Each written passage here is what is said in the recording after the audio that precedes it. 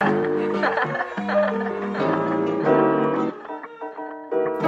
shit, new day. I've been chillin' with a bad side.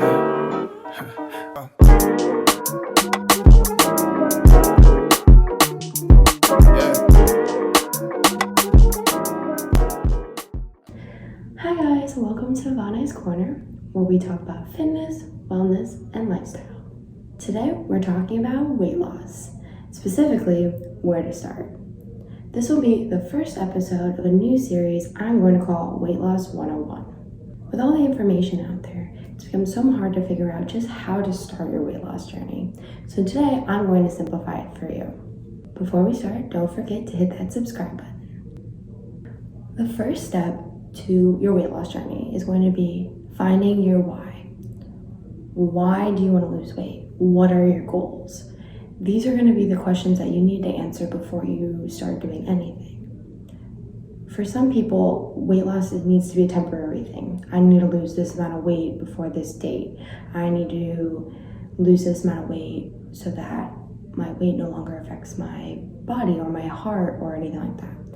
And those are very valid reasons, but if you really want to make a lifestyle change to really have effective long-term weight loss, you need to find a more internal, deep, passionate reason, and having a short-term deadline isn't going to be feasible for a long-term lifestyle. So for instance, if you want to lose weight in 30 days, that's great, it's possible, but it's not, you might gain that weight back because you're not changing your lifestyle. You don't feel that passionate about it. You just wanted to hit a specific deadline. Now, during my weight loss journey, my why was mainly just confidence. I was trying to be more confident in myself. I was trying to lose weight as kind of a way, honestly, it wasn't even like about losing weight to me. To be honest, I just wanted to become stronger, but losing weight was one of the ways to do that, in my opinion. And it wasn't, honestly, for the longest time, I was super unhappy with the way that I looked. And recently, before I had started, I had gained a couple pounds, well, actually more than a couple pounds, and I just was really unhappy with my life. And I've been wanting to lose weight for a very long time, but I just didn't know how to start. So my why was always there. I just was not motivated enough to do it. There were a lot of external factors going on in my life that prevented me from doing it. But finding my why for me personally wasn't very hard because I wanted to lose weight for the longest time.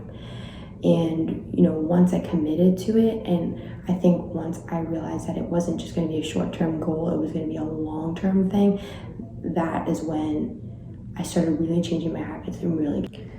The next step, in my opinion, that I don't think people talk about enough is you really need to visit your doctor. You need to visit your doctor, get blood work done. I think a lot of people, not everybody always gets a physical every year. I suggest that you do. I personally do. Getting blood work done is a great way to see any changes in imbalances in hormones, especially for women or for men, testosterone. I don't think enough people get blood work done, and then when they go to lose weight, they find out they have an hormonal imbalance or deficiencies that prevent them from actually being able to succeed. Getting these tests done are very important because it just gives you a baseline. What is your baseline cholesterol? Is that going to get any better? Also ensuring that you don't have any deficiencies. Like for instance, for me, I have a vitamin D deficiency, so I actually take supplements for that. And taking the supplements, I don't think specifically helped with my weight loss. It's not like, oh, it's vitamin D magically make your fat loss go faster. No, but I will say that helping these deficiencies will just help you be healthier overall. And vitamin D is great for helping with your energy, and that's something I definitely struggle with, is like maintaining my energy, gaining more energy. So knowing that I had this deficiency really made me kind of put my diet around it, add in supplements, make sure I'm eating the right foods, make sure I'm drinking lots of water so that I can help have more energy and also help lose more weight. Because the more energy you have, you move a lot more, you lose more weight. The next step, number 3, would be you need to understand how weight loss works. One of the biggest misconceptions I've always seen in all these videos is that you can spot reduce your fat. If you do all these crunches or sit-ups, you're magically gonna get abs. Or if you do push-ups and pull-ups, you're gonna have huge biceps. That's just not how it works. Don't get me wrong, working these muscles, toning these muscles, these things will happen eventually, but in order to really get abs or to lose weight, you need to be in a calorie deficit. In actuality, you could lose weight without working out at all. It just would be harder. For instance, if I just ate like 1,200 calories a day, which is well below my maintenance, I would lose so much weight so fast, but I'd be really hungry all the time and I would be starved. Essentially, you starve yourself. It's just not conducive to a healthy lifestyle, nor is it effective long term. You can, lose that weight in a short period of time, but once you start eating normally again, you're going to gain some of that weight back because you're not doing it in like a slow progression. So one of the best ways I would say to lose weight and incorporate exercise into it is that you increase your cardio. You also increase your strength exercises and muscle work, so increase the use of dumbbells, barbells, focusing on gaining muscle, and as well as being in a calorie deficit. Now, the reason why these three things are very important is because cardio will burn calories directly. Cardio burns a lot of calories. When you go on an elliptical, you go really hard, you can burn like 300 calories. As the machine says, you can't always trust the machine, but as the machine says. 2 would be building muscle. Building muscle is very important because we don't actually burn as many calories exercising as we do from our basic metabolic rate. And the more muscles you have, the more the calories you burn in your basal metabolic rate. So just sitting here right now, because I have more muscles and my muscles take a lot more calories to operate and function, I'm burning more calories right now throughout the day than I was 2 years ago when I didn't have as much muscle.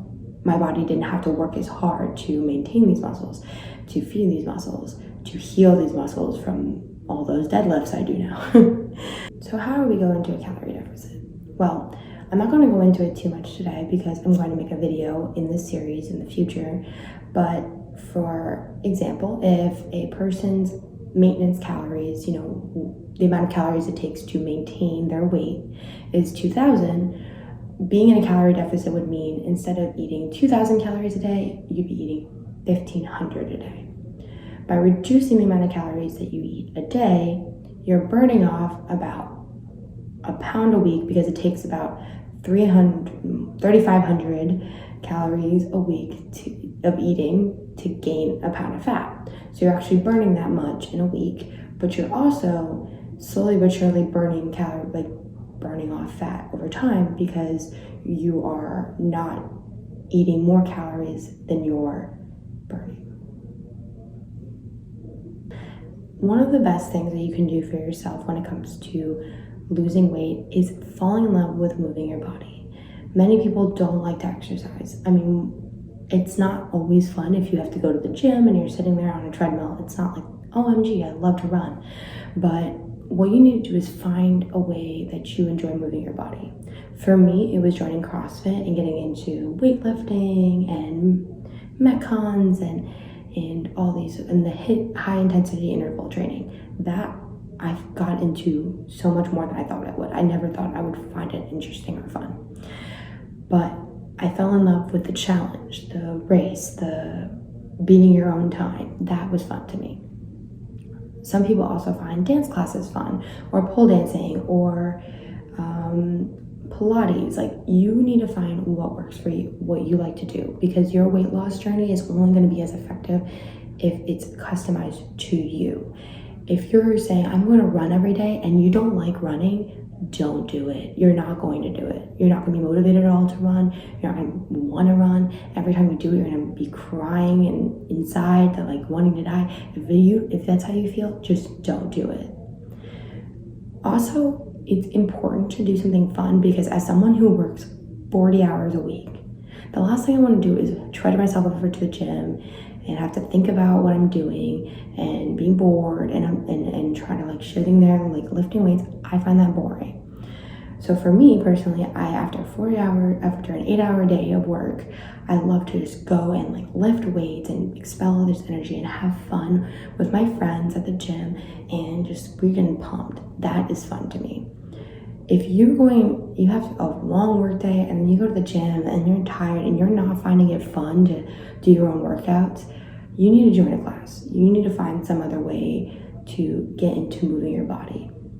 Or like if you find you want to try yoga and that's what you find fun, you need to do it. Because at the end of the day, you're investing in this time in yourself, and if you're doing it and you're miserable, that's not really investing time in yourself. That's wasting your time. A few people think that once you start losing weight, or to actually lose weight, you need to buy all this stuff. That's not how it works. In my opinion, you only need two things: a scale and a food scale. A scale to measure your weight. I hate scales. I always hated scales. Scales suck, but unfortunately, that's the best way to see that you are actually progressing. And a food scale, because nutrition facts and stuff are estimates. If you really want to get an accurate amount of calories in what you're eating, you need to weigh it out. So for a scale, every day, pick a time of day. I suggest early morning, right after you wake up. Maybe if you are lucky enough to be one of those people who can just go to the bathroom right away when you wake up like that. Right after you go to the bathroom, you get on the scale and you see your progression. You need to weigh yourself every day, unfortunately, because that's going to show whether or not your diet is working. This is mostly important in the beginning. You don't need to do this throughout the whole time you're starting to lose weight, but you're not going to immediately know what your maintenance calories are. So you're going to be kind of guesstimating until you know it works.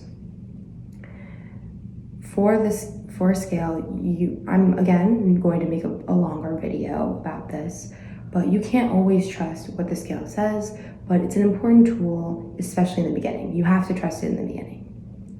A food scale is very important because, like I said, nutrition facts are always not going to be the most accurate.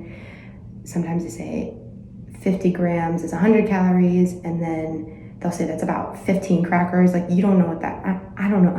That might not exactly be 15 crackers, or the crackers could be broken or whatever. There's a lot into it. And again, I'll make another video about that too, because these are more in-depth aspects to it. But these are the two things that I think you need right off the bat, are these two tools. The last thing you need to really kind of mentally understand and accept when it comes to your weight loss journey is patience, and freaking patience. Because that was something I struggled with so much in the beginning of my weight loss journey. I was so impatient. All I wanted was like, why wasn't it going down? Why wasn't the numbers going down? Why wasn't the numbers going down for weeks? And I was like, this isn't working. This isn't working. But it is.